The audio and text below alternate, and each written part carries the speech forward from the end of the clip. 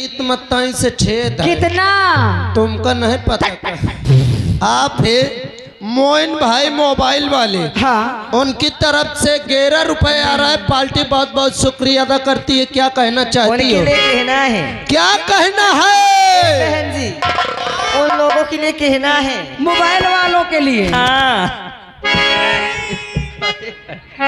हो दिल ना लगई है,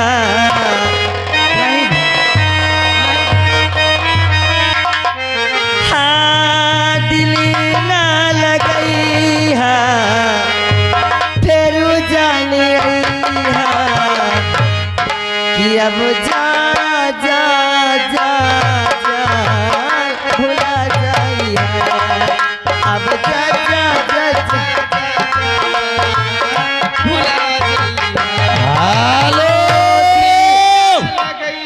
रागनी जी भैया, ये आ गए श्रीमान सुनील भाई पंचायत मित्र मंगरे माऊ। अच्छा इनकी तरफ से 51 रुपए आ रहा है। भाला हाला गाना मांगत है, प्यार हमारा मर के रहेगा। ए हरामी अमर रहेगा। अमर है। हाँ। चलो अच्छा वही का सुनाओ। और प्यारी हमारा हमारी रहेगा, याद करेगा जहाँ हो।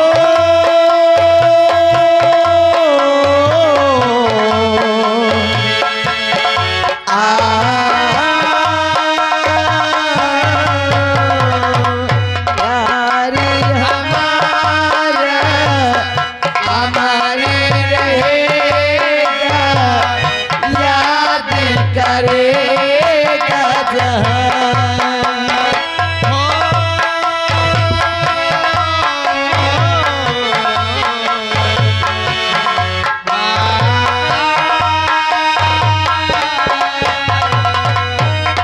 तेरा कमाली है, बात गजल है, खुशबू जैसे तू चल चल है, तेरा बदन है, संगे अमर,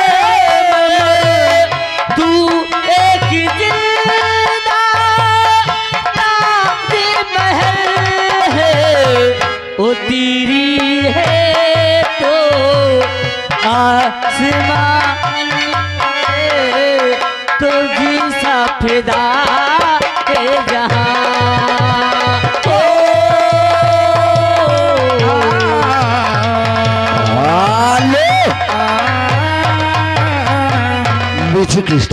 आला और आ गए श्रीमान हमारे मोइन भाई यानी मोबाइल वाले, उनकी ओर से 11 रुपए आ रहा है।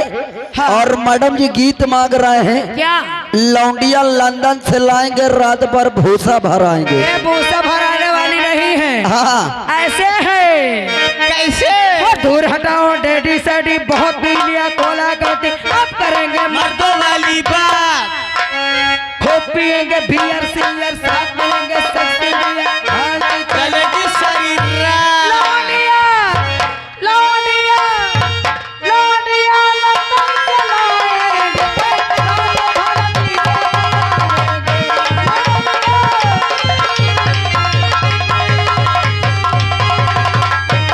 दूर हटाओ डैडी से भी बहुत ही है कोला के, अब करेंगे मर्दों वाली बात। खूब पिएंगे बियर सियर, साथ मिलेंगे सेक्सी बियर, पार्टी चलेगी सारी रात। लौंडिया लौंडिया लौंडिया लंदन से लाएंगे, रात भर डीजे बजाएंगे। लौंडिया हेलो। और आ गए श्रीमान हमारे हाँ दूल्हे राजा के यानी फूफा जी भोला भैया यानी जी हरवा वाले, हाला उनकी ओर से 11 रुपए आ रहा है। राम दे दुल्हा के फूफा बहुत छीनरे हैं। छिनरे नहीं आए, लाइन आकी रियल कर रहा थे। और उन्हीं के साथ आ गए श्रीमान हमारे घर मालिक साहब, हाँ उनकी ओर से 11 रुपए आ रहा है। अच्छा और हमारे मालिक साहब जी का कहना है कि आई हुई जनता जो रोड पे खड़ी है इधर उधर टहल रहे हैं, कृपया करके अपना अपना उचित स्थान लेके बैठ जाए, महान दया होगी। सही बात है। और आप ही श्रीमान राम सागर भैया निभिया पर हाँ 21 रुपये देते भला। 21 हाँ दुल्हा के फूफा मोहे में दांत नहीं ना चाहे चुम्मी लेत के एक झुआ खखार निकर गया। बट ए दीदी हाँ ओ कैसे आवा है। ए बहनी ए आ बुढ़वा बेईमान यार। ए हो ए कैसे बुढ़वा बिना दांते वाला।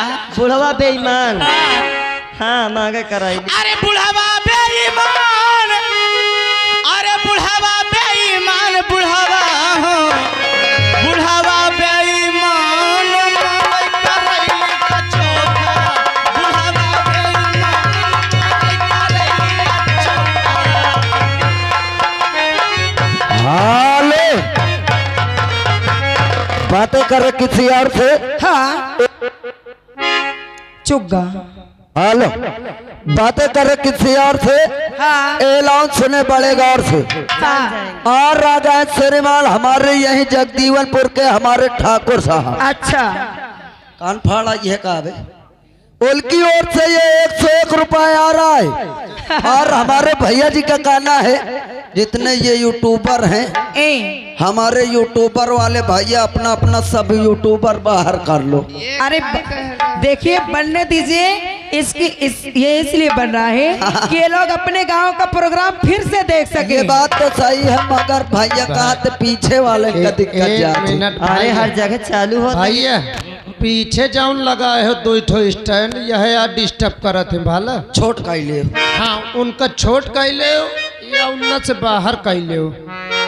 आप हैं दिनेश भैया इसी गांव के, यानी कि 11 रुपए दे रहे हैं। और उनका कहना है कि देखिए समस्त ग्रामवासियों से गुजारिश है जितने भी आए हुए नौटंकी फील्ड में खड़े हैं तो भैया आप लोगों को हाथ जोड़ के सूचित किया जाता है कि जगह बहुत बड़ी है, देख ले कई तबे सब लोग आके बैठ जाओ। जौन मुँह पेटे लागे नौटंकी बैठ के देखो भैया सभी लोग।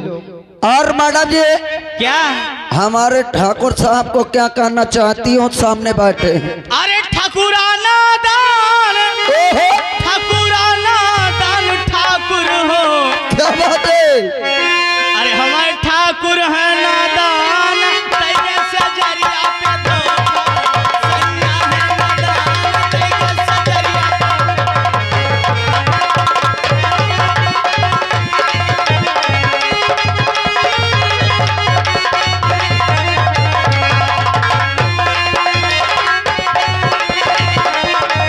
बुढ़ावा बेईमान, बुढ़ावा बेईमान, बुढ़ावा हो। बुढ़ावा बेईमान, बुढ़ावा बेईमान, बुढ़ावा हो। बुढ़ावा बेईमान मांगे करैली का चोखा। बुढ़ावा बेईमान मांगे करैली का चोखा।